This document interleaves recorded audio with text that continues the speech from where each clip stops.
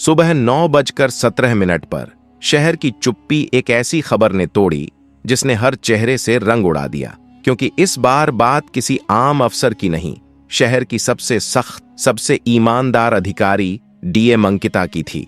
लेकिन असली झटका तब लगा जब पता चला कि उन्हीं के विभाग का एक इंस्पेक्टर ऐसा कदम उठा गया जिसकी किसी ने कल्पना तक नहीं की थी।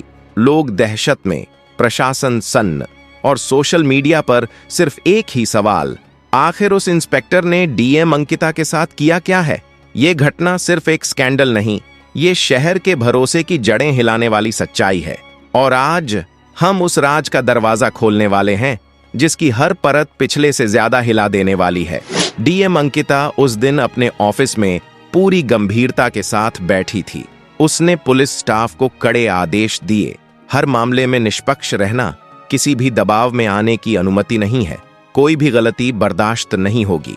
उसके शब्दों में जो ठहराव और आत्मविश्वास था वह पूरे कमरे में गूंज रहा था। जैसे ही वह अपने नोट्स और फाइलें व्यवस्थित कर रही थी, उसने महसूस किया कि दिन की शुरुआत कुछ हल्की और सामान्य चीजों से करनी चाहिए, ताकि खुद भी और अपने आसपास के लोग भी थोड़ी ताजगी महसूस करें। इसलिए उसने मार्केट जाने का फैसला किया। वह साधारण कपड़ों में तैयार हुई और कार में बैठकर स्थानीय सब्जी मार्केट पहुंच गई। वहां की हलचल, बच्चों की किलकारी और दुकानदारों की आवाजें उसे अचानक ही एक अलग दुनिया में ले गईं। तभी उसकी नजर सब्जी वाली औरत सुषमा पर पड़ी, जो बड़ी ही मेहनत से ग्राहकों की सेवा कर रही थी। अंकिता ने उससे पूछा, क्या ये टमाटर ताजा हैं? सुषमा ने हिचकिचाते हुए कहा, जी मैडम, अभी सुबह ही लाए हैं। अंकिता ने हल्की मुस्कान दी और बोली, अच्छा, फिर मुझे भी 2 किलो देना। तभी इंस्पेक्टर दिलावर के बाजार में एंट्री करते ही माहौल बदल गया। उसकी चाल में अहंकार और धौंस साफ झलक रही थी। जिस भी दुकान या छोटी मार्केट स्टॉल के पास वह जाता, लोग अपने काम से नजरें चुराते और अनजाने में उसे सम्मान देने की कोशिश करते, ताकि कोई बहाना न बने। उसकी नजरें सीधे सुषमा पर पड़ीं। जैसे ही वह उसके पास आया, सुषमा की रूह कांप उठी। दिलावर ने हंसते हुए कहा, आज तुमसे कुछ खास काम है, लेकिन उस पैसे का हिसाब पूरा सप्ताह बाद नहीं चलेगा। सुषमा डर के मारे धीरे से बोली, साहब, अभी पैसे नहीं हैं। लेकिन दिलावर ने उसकी बात अनसुनी कर दी और डांटते हुए धमकाया कि पैसे तुरंत देने होंगे, और अगर देर हुई तो अंजाम बुरा होगा। सुषमा ने विनम्रता से कहा, साहब, कल दे देंगे। दिलावर ने ठंडी हंसी के साथ कहा, कल? तुम्हारी अक्ल यहां काम नहीं करेगी, आज देना पड़ेगा, वरना। उसकी धमकी हवा में घुल गई और सुषमा का दिल तेजी से धड़कने लगा। उसके हाथ कांप रहे थे और डर उसके पूरे शरीर में फैल गया। दिलावर की यह बदमाशी और सत्ता का गलत इस्तेमाल उस छोटी सी दुनिया को ठेस पहुंचा रहा था। उसकी हरकतें न केवल सुषमा के लिए परेशानी का कारण बन रही थीं, बल्कि यह पूरे सिस्टम के भ्रष्ट चेहरे की झलक भी दिखा रही थीं। बाजार में हर कोई चुपचाप उसका डर मान रहा था, किसी में हिम्मत नहीं कि वह विरोध करे। डीएम अंकिता ने माहौल में आए अचानक बदलाव को तुरंत समझ लिया। लोग धीरे धीरे पीछे हट रहे थे और सामने खड़ा इंस्पेक्टर दिलावर, जिसकी धौंस पूरे इलाके में मशहूर थी, सबकी खामोशी की वजह साफ दिख रहा था। अंकिता के भीतर उसी वक्त 2 जिम्मेदारियां टकरा रही थीं। एक प्रशासनिक अधिकारी की, जिसे नियमों के मुताबिक सबूत जुटाकर कार्रवाई करनी थी, और दूसरी एक नागरिक की, जो अपने सामने हो रहे अन्याय को देख रही थी। लेकिन उसने खुद को शांत रखा। उसे एहसास हो चुका था कि यह मामला सिर्फ सुषमा की परेशानी नहीं, बल्कि एक गहरे भ्रष्ट सिस्टम से जुड़ा है। कुछ दुकानदार धीरे धीरे उसके पास आए और सच बताने लगे। दिलावर हर हफ्ते सभी से वसूली करता है, विरोध करने वालों को थाना उठाकर ले जाता है और शिकायत दर्ज होने के बजाय पीड़ितों को ही धमकाया जाता है। एक बूढ़े दुकानदार ने डरते हुए कहा, साहब के पीछे बड़े लोग हैं। यह सुनकर अंकिता समझ गई कि यहां सिर्फ एक इंस्पेक्टर नहीं, बल्कि एक पूरा नेटवर्क सक्रिय है। वह चाहती तो उसी वक्त दिलावर पर कार्रवाई कर सकती थी, लेकिन उसने तुरंत कदम उठाने से खुद को रोक लिया। उसे पूरा खेल समझना था, यह जानना था कि दिलावर किसके इशारे पर काम कर रहा है। इसलिए उसने बिना कोई हंगामा किए सुषमा को पास बुलाया और शांत स्वर में पूछा, सच बताओ, पहले सुषमा झिंकी। लेकिन अंकिता के भरोसे ने उसे बोलने की हिम्मत दी। उसने बताया कि कई महीनों से दिलावर उसे परेशान कर रहा है, कभी पैसे, कभी सब्जी और कई बार धमकियां। उसके शब्दों में डर साफ झलक रहा था। बाजार के लोग यह दृश्य दूर से देखते रहे, लेकिन कोई आगे नहीं आया।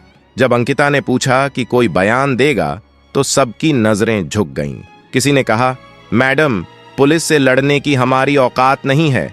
किसी ने जोड़ा, हमारी दुकानें बंद करा देंगे, बच्चे सड़क पर आ जाएंगे। ये डर पूरे बाजार में छाया हुआ था। अंकिता चुपचाप अपनी गाड़ी की तरफ चली गई। उसने गाड़ी का दरवाजा बंद किया, गहरी सांस ली और खुद से कहा, अब ये मामला सिर्फ तुम्हारा नहीं सुषमा, ये मेरा है। अब दिलावर नहीं, पूरा सिस्टम सुधरेगा। थाने की दीवारों के भीतर छुपा अंधेरा पुराने पापों से भरा था और इसका सबसे बड़ा चेहरा था इंस्पेक्टर दिलावर सिंह। लोग उसे खतरनाक अधिकारी के रूप में जानते थे, लेकिन उसकी कहानी कहीं और गहरी थी। कभी सड़क छाप गुंडा दिलावर एक स्थानीय दबंग एमएलए के इशारों पर काम करता था। एमएलए ने देखा कि यदि ऐसा आदमी पुलिस में आ जाए तो उसकी ताकत बढ़ जाएगी। कुछ फर्जी कागजात और सिफारिशों के बाद दिलावर पुलिस में भर्ती हो गया। भर्ती के बाद उसने गुंडागर्दी को सिस्टम का हिस्सा बनाया। फर्जी एनकाउंटर, कमजोर लोगों पर केस, शराब गोदामों में हिस्सेदारी और हर गली कूचे से वसूली उसकी रोजमर्रा बन गई। जिस सिस्टम को जनता सुरक्षा का प्रतीक मानती थी, वह उसे अपनी निजी कमाई का एटीएम बना दिया। सब इंस्पेक्टर भी डर के मारे फाइलें आगे पीछे सरकाते थे। पीड़ित की शिकायत को लिखने से पहले ही बाहर फेंक दिया जाता। थाने में मशहूर लाइन थी, दिलावर जो बोलेगा वही सच है, बाकी सब झूठ। सिस्टम का सबसे बड़ा सच यह था कि किसी को इस व्यवस्था से समस्या नहीं थी, क्योंकि सब जानते थे दिलावर सिर्फ इंस्पेक्टर नहीं बल्कि बड़े राजनीतिक परिवार की ढाल लेकर चलता है। दिलावर की मनोदशा लगातार बिगड़ती जा रही थी। ताकत का नशा इस कदर चढ़ चुका था कि उसे अपने कामों में कोई गलती नजर नहीं आती थी। वह सिपाहियों के सामने अकड़ कर कहता, ये इलाका मेरी जागीर है, यहाँ लोग मेरी मर्जी से चलते हैं। उसे यह पता ही नहीं चला कि उसी दिन बाजार में उसकी हरकतें किसी और की नजर में दर्ज हो चुकी थीं और वह साधारण औरत कोई और नहीं, जिले की डीएम अंकिता थी। लेकिन समस्या सिर्फ दिलावर नहीं था, असली मुसीबत वह सिस्टम था जिसके नीचे हर रोज लोग दबाए जाते थे। विरोध करने वालों पर रेड पड़ती, दुकानें बंद करा दी जाती या झूठे केस लगा दिए जाते। दूध वाले, रिक्शे वाले, ठेले वाले सब उसकी वसूली और डर के घेरे में थे। सुषमा भी उन्हीं में से एक थी। दिलावर महीनों से उससे वसूली करता और उसे धमकाता था। एक बार उसने उसके पति को झूठे मामले में उठा लिया था। 2 दिन बाद जब वह लौटा तो इतना डरा हुआ था कि किसी से कुछ बोल भी नहीं पाया। उसी दिन सुषमा समझ गई थी कि दिलावर से भिड़ना मुश्किल ही नहीं, खतरनाक है। लेकिन उसी दिन दिलावर ने वही पुरानी धमकी गलत वक्त और गलत व्यक्ति के सामने दिखा दी। उसे अंदाजा तक नहीं था कि वो महिला डीएम अंकिता है। ऑफिस लौटते समय अंकिता बाहर से शांत दिख रही थी, लेकिन भीतर गुस्सा साफ था। उसे दिलावर की चुनौती समझ आ चुकी थी। सबसे पहले उसने इंटेलिजेंस विंग को कॉल किया। मुझे दिलावर खान का पिछले 3 साल का पूरा प्रोफाइल चाहिए। बैंक एंट्री, वसूली लिस्ट, गैर कानूनी गतिविधियां और जो शिकायतें दबाई गई हों सब निकालो, उसने कहा। उधर अधिकारी चौंक गया, क्योंकि जिलों में डीएम शायद ही कभी स्थानीय दबंगों पर सीधी कार्रवाई करते हैं। पर अंकिता ने आगे जोड़ा, और हां, उसकी कॉल रिकॉर्डिंग और पिछले 6 महीनों की लोकेशन हिस्ट्री भी चाहिए। किसी को यह पता न चले कि आदेश कहां से आया है। उधर दूसरी तरफ दिलावर तक खबर पहुंच गई कि कोई उसके बारे में जानकारी निकलवा रहा है, लेकिन वह परेशान नहीं हुआ। दालान में बैठकर चाय पीते हुए उसने अपने आदमियों से कहा, नई डीएम है, 2 महीने में ठीक हो जाएगी। उसके चेहरे पर वही पुराना अहंकार था। उसे यकीन था कि सिस्टम में ऐसे लोग आते जाते रहते हैं, पर उसकी पकड़ कभी ढीली नहीं पड़ती। शाम को अंकिता खुद सुषमा के घर पहुंची। छोटी सी टूटी छत, दीवारों पर सीलन और दरवाजे के पीछे छिपती हुई घबराई नजरें, सब कुछ हालात खुद बयां कर रहा था। सुषमा ने घबराते हुए कहा, मैडम, मैं बयान नहीं दूंगी, वो लोग मेरी बेटी को नुकसान पहुंचा देंगे। अंकिता कुछ क्षण के लिए चुप रही। उसे साफ दिख रहा था कि सुषमा का डर किसी औपचारिक रिपोर्ट से ज्यादा भारी है। उसने सुषमा का हाथ हल्के से पकड़कर कहा, तुम्हारी बेटी सुरक्षित रहेगी, ये मेरी जिम्मेदारी है। अगले दिन जब दिलावर डीएम ऑफिस पहुंचा तो उसे जरा भी अंदाजा नहीं था कि किस तूफान का सामना करने वाला है। बाहर गलियारे में चलते हुए भी उसकी चाल वही थी, अहंकार से भरी, जैसे पूरा सिस्टम उसकी जेब में हो। पर जैसे ही उसने डीएम के कमरे में कदम रखा, उसकी नजर सामने बैठी अंकिता पर पड़ी और 1 सेकंड के लिए उसका दिमाग ब्लैंक हो गया। साफ साड़ी, आधिकारिक कुर्सी, शांत चेहरा। वह इसे किसी और ही कैटेगरी की अफसर समझ रहा था, लेकिन जब अंकिता ने हल्का सा सिर उठाया और वहीं निडर आंखें उसकी आंखों से टकराईं, दिलावर के चेहरे से अकड़ ऐसे गायब हुई जैसे किसी ने अचानक उसकी नस पर पैर रख दिया हो। ये तो वही लड़की है। उसका दिल एक पल के लिए धक से रह गया। वही लड़की जो सब्जी वाली के साथ खड़ी थी, पर आज वह डीएम की कुर्सी पर बैठी थी और कमरे की हवा में उसकी मौजूदगी का एक ऐसा दबाव था कि दिलावर को खुद समझ नहीं आ रहा था कि खड़ा कैसे रहा जाए। अफसरों को कुछ बताने के लिए वह जो घमंडी मुस्कान लेकर आया था, वह उसके चेहरे पर आधी रह गई। अंकिता ने बिना कोई भाव दिखाए वही शांति में डूबी हुई आवाज उठाई, तुम बाजार में दुकानदारों से क्या करने गए थे? दिलावर ने खुद को संभालते हुए झूठ उछाला, मैडम, मैं गश्त पर था। लोग बहुत खुश हैं मेरे काम से। पर जैसे ही उसने ये कहा, उसे महसूस हुआ उसकी बात में आज वही पावर नहीं थी। अंकिता की आंखें इतनी शांत थीं कि उसमें झूठ टकराकर वापस लौट रहा था। वह न गुस्सा दिखा रही थी, न डर, और यही बात दिलावर को पहली बार बेचैन कर गई। उसे लगा था कि सामने कोई डरपोक अफसर बैठी होगी, पर यहां एक ऐसी औरत थी जिसकी आंखों में सच की धार थी। दिलावर ने नजरें हटाईं। उसने कभी सोचा भी नहीं था कि जिस लड़की को उसने मामूली समझकर नजरअंदाज कर दिया था, वही आज सीधा उसकी कुर्सी, उसके रुतबे और उसके खेल को चुनौती दे रही थी। और कमरे में बैठा हर अफसर यह देखकर समझ गया, आज पहली बार दिलावर की असली हार शुरू हुई है।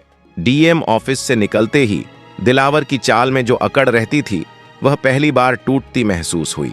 कमरे में अंकिता की स्थिर नजर, उसका शांत लहजा, यह सब दिलावर को भीतर तक चुभ गया था।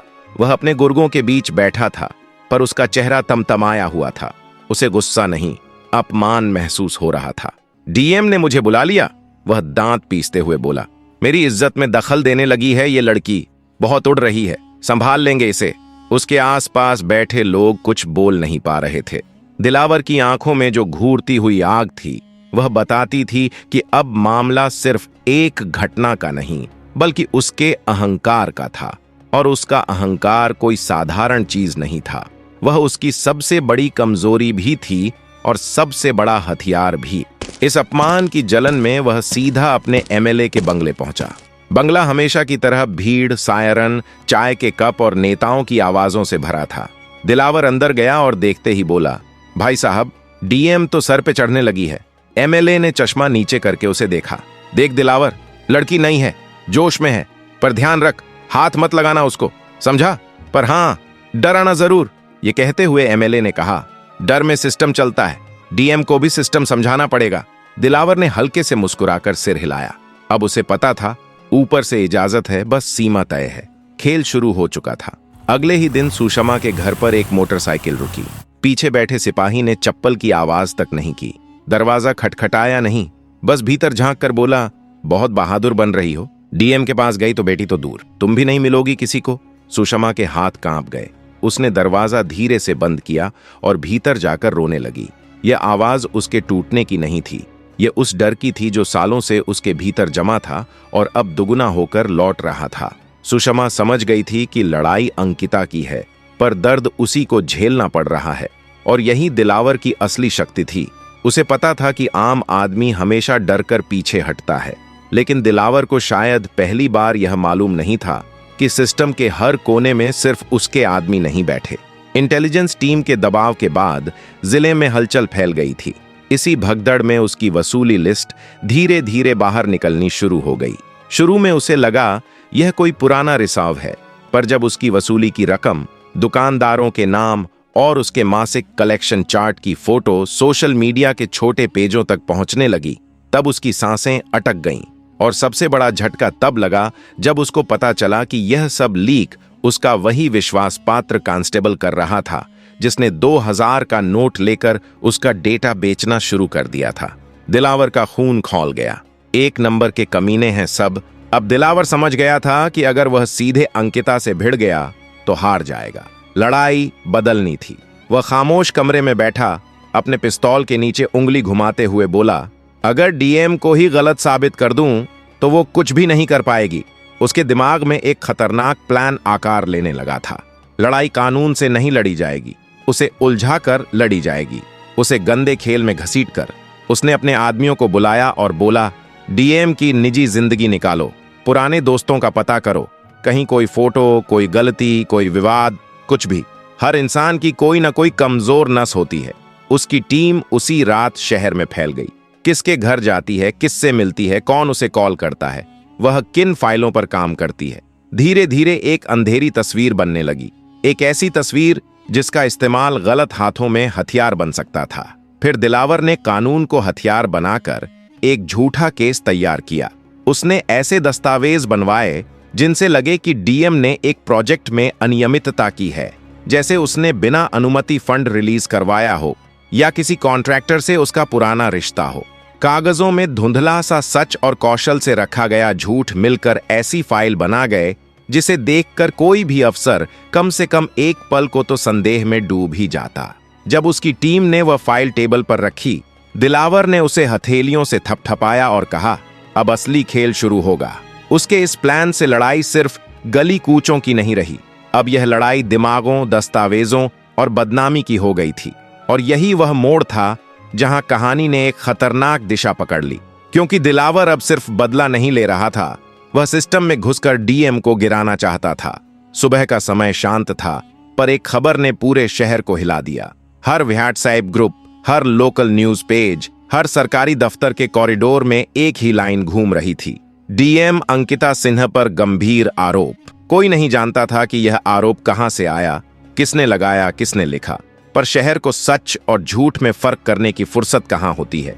कुछ ही मिनटों में खबर का दायरा बढ़ गया। डीएम की फंडिंग में गड़बड़ी, किस कॉन्ट्रैक्टर से रिश्ते, पद का दुरुपयोग, ये सब हेडलाइन बिना जांच, बिना सच्चाई, बिना सबूत के स्क्रीन पर दौड़ने लगीं। मीडिया को सच नहीं चाहिए था, तमाशा चाहिए था। और आज का तमाशा शहर की सबसे ईमानदार अफसर थी। कैमरे डर कर नहीं, भूख से चल रहे थे, टीआरपी की भूख से। शहर जो उसके काम का सम्मान करता था, वही शहर बिना सोचे समझे उसकी छवि को धूमिल कर रहा था। अफसरों की दुनिया भी उस तूफान से हिल गई। कुछ लोग तुरंत दूरी बनाने लगे। जो कल तक उसके साथ बैठकर मीटिंग करते थे, आज उसी से नजरें चुरा रहे थे। कोई उसकी तरफ देखकर खड़ा नहीं होता। कईयों को डर था कि अगर उन्होंने समर्थन दिखाया तो एमएलए के लोग उन्हें निशाना बनाएंगे। कुछ अफसर तो खुले में कहने लगे, अरे भाई, दिलावर एमएलए का खास है, डीएम क्या कर लेगी उसके सामने। अंकिता ने यह सब सुना, देखा और महसूस किया, लेकिन चुप रही। चुप्पी उसके हार मानने का संकेत नहीं थी, बल्कि लड़ाई की तैयारी थी। वह जानती थी कि सिस्टम में तूफान सच की वजह से नहीं आता, किसी के खेल से आता है। और यह खेल दिलावर ने खेला था, बहुत सोचे समझे तरीके से। वह ऑफिस में बैठी थी, कमरा शांत, लेकिन बाहर शहर का शोर गूंज रहा था। उसके हाथ में वह फाइल थी जिसे उसने पहली नजर में ही समझ लिया था कि यह नकली है। दस्तावेजों में हेराफेरी इतनी सफाई से की गई थी कि नए अफसर शायद फंस भी जाते। पर अंकिता ने बहुत मामले देखे थे, फर्जी नंबर, मिसमैच्ड सिग्नेचर्स, गलत तारीख, सब उसकी नजर से बच नहीं सके।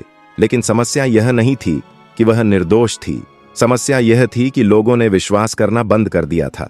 यह लड़ाई कानून की नहीं, इमेज की थी, और इमेज जितनी जल्दी बनती है, उससे 10 गुना तेजी से टूटती है। अंकिता ने अपने कमरे की खिड़की से बाहर देखा।